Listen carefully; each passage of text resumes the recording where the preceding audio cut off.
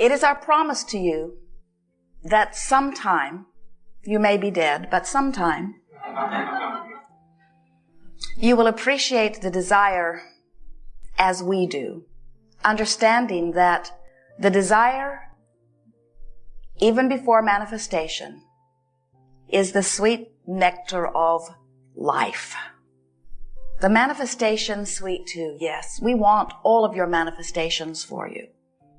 But in time, you will remember that it is the desire that is pulsing within you that has the summoning power of source and life that this time-space reality and all others are about.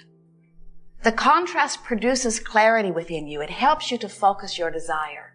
And that focused desire summons source energy. And that's the feeling of life, that feeling of adventure, or that feeling of enthusiasm, that feeling of something new, that feeling of being on that wave of creativity. That is the delicious part of the creative process. And the manifestation soon will follow.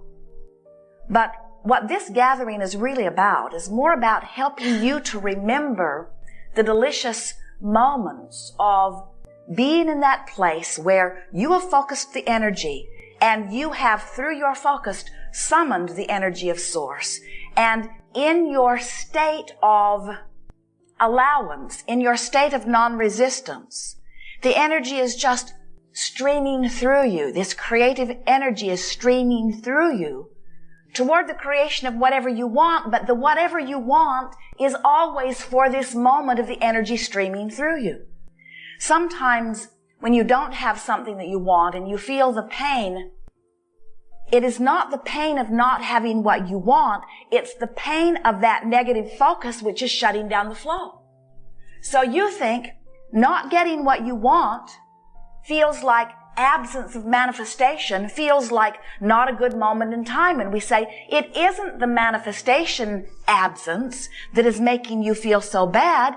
It's the vibrational stance you are achieving in your awareness that you don't have something that you want that is hindering the flow, and it's the pinching off of the flow that you are suffering from, but you think it's because you don't have the manifestation.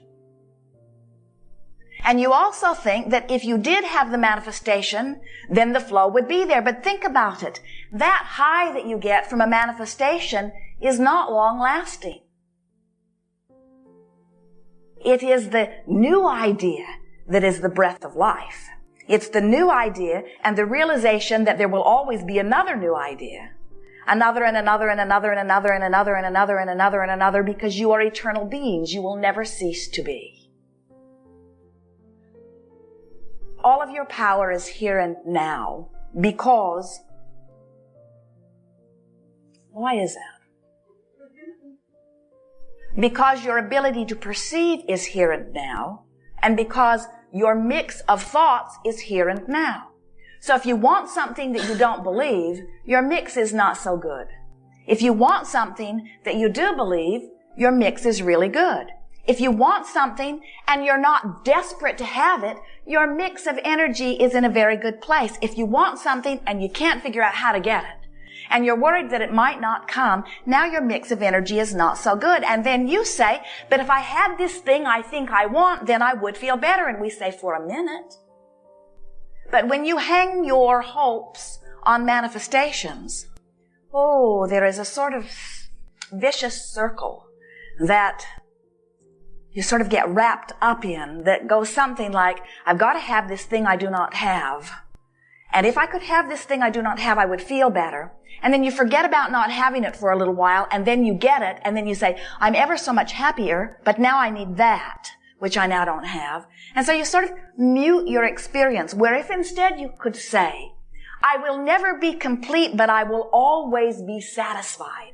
I will never be finished, but I am always satisfied, because I'm always in the perfect place, because I'm always in the incomplete, perfect place of unfolding something that is new. That's the stance. Satisfied with what is and eager for more. That's the stance.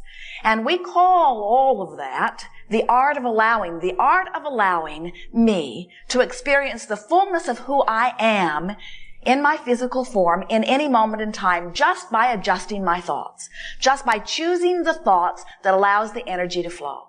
Now, you can choose thoughts that do not allow the energy to flow, and you can tell when that happens because you don't feel so good, or you can choose the thought that allows the energy to flow. And the most important thing that you will hear from us here today is only you know what that is. No one else can tell you.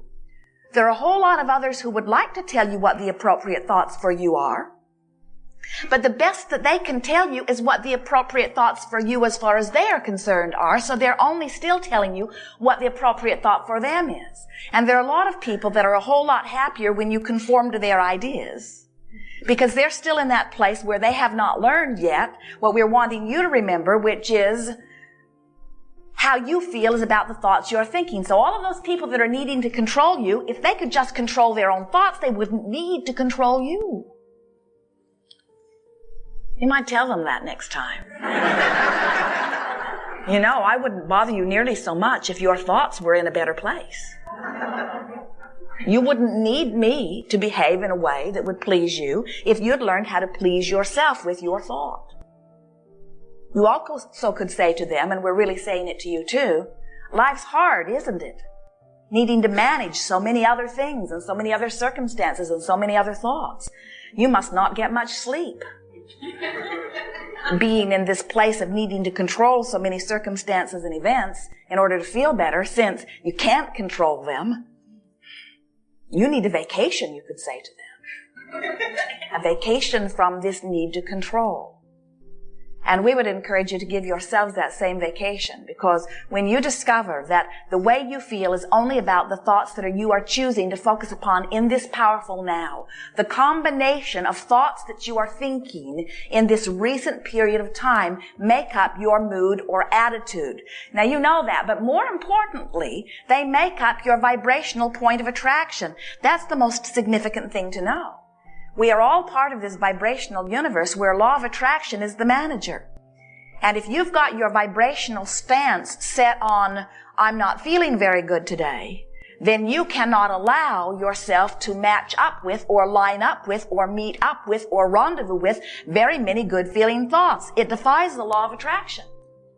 Many times you will say, well, but my mood is a result of what I already met up with. And if I could just meet up with some better feeling stuff, I would have a better mood. And we say, we don't disagree with that, but you've got to get your mood in check first. You have to begin saying, my mood is my job and circumstances will adhere to my mood, rather than my mood is a reflection of the circumstances. In other words, that's how you turn it around and you begin to become the deliberate creator of your experience. You say, I've got one job, and that is to pay attention to the way I feel. And as you practice it a little bit, you begin to discover that some thoughts don't feel so good, and some thoughts feel really good, and some thoughts don't matter, and some thoughts really matter. In other words, you begin to pay attention, and then you begin to direct your thoughts. It's great fun to have creative control of your experience. It's great satisfaction to have control of your thoughts. And control of your thoughts is a practiced thing. And law of attraction helps you to maintain the control. You have to practice. Because when you stumble upon a thought because you were not choosing another, and you stay there long enough that it activates within your vibration, then law of attraction will bring other thoughts that are similar to it, which activates it anymore and makes your point of attraction about that subject even stronger and more powerful. If you stay there for an hour, your attraction power is greater than if you stayed there for a minute. If you stay there through an entire conversation over dinner, your attraction power is stronger than if you just mused it casually while you were driving. Your words make it stronger.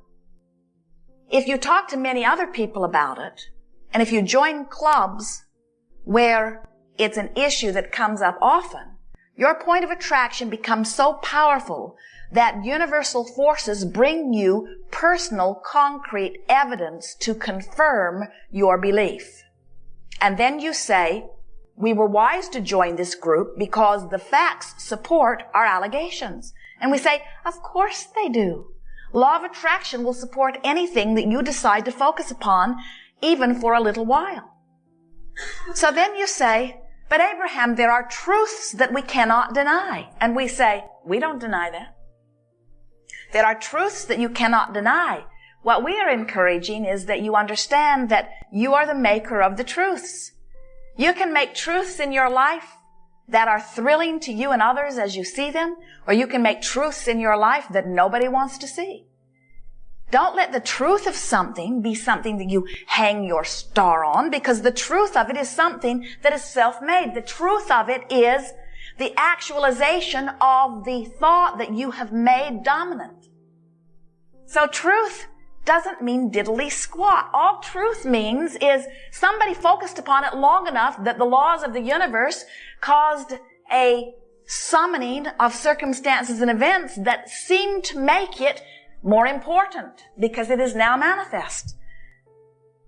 So when we say to you, do you choose what is true or do you choose what feels good? You will say, well, I was always taught to focus upon what is true, but now I'm beginning to rethink it. I'm beginning to understand that I and everybody else can make anything that I choose to focus upon true. And maybe there is a bigger game in town. Maybe we can now begin to choose what feels good and make that true. Maybe we could make living happily ever after truth. Maybe we could make a healthy, good-feeling, vital body true. Maybe we could make living in long age, healthy, right up until the time of our transition true. Maybe we could make people being nice to each other true. Maybe we could make people feeling secure in their homes and neighborhoods true. Maybe we could make a beautiful home environment true. Maybe we could make beautiful gardens true. Maybe we could make people having enough food true. You can make anything true that you decide to focus upon. And you know, as we look into your environment, we are rather pleased with what you have made true. We are pleased with the environment that you live in. We are pleased with your pleasure of the environment that you live in. We think that you are doing extremely well, and we think that it is a nice thing when your environment is so much more good than it is unpleasant, that the majority of what you look at really is good.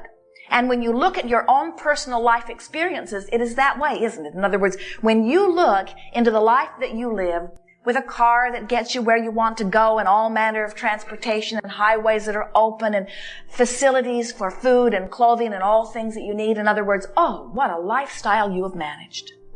But what we are suggesting as we are in this advanced state of deliberate creating is that rather than observing what is and letting it be the dominant basis of your vibrational outpouring, which is your point of attraction, why not use the power of your mind to tweak your vibration into the perfection of what feels good and then make that your truth? When you turn on your television and the network news shows you what it has to offer, it is not even-handed. It's not even close to being proportional to the well-being and not well-being. It is so drastically distorted as it goes all over the planet and finds pockets of things it knows you will worry about and brings it to you. So as you watch the evening news, or whenever you're watching it, sometimes you can watch it all day, as you watch that news, do you notice how they scour the planet for negative stuff to show you? And can you feel the disproportion as you say, I've never seen anything like that in my life. I know it must exist somewhere, but why am I thinking about it now? What does that person, wherever they are, making it their truth have to do with me? And why are they telling me about it? Well, they're telling you about it because they don't understand law of attraction. They understand ratings. They understand that if they can get you worried enough about something, you'll probably watch it, and that's really what we want to talk about here today. What is it that causes you to focus upon worrisome truth rather than pleasant fantasy?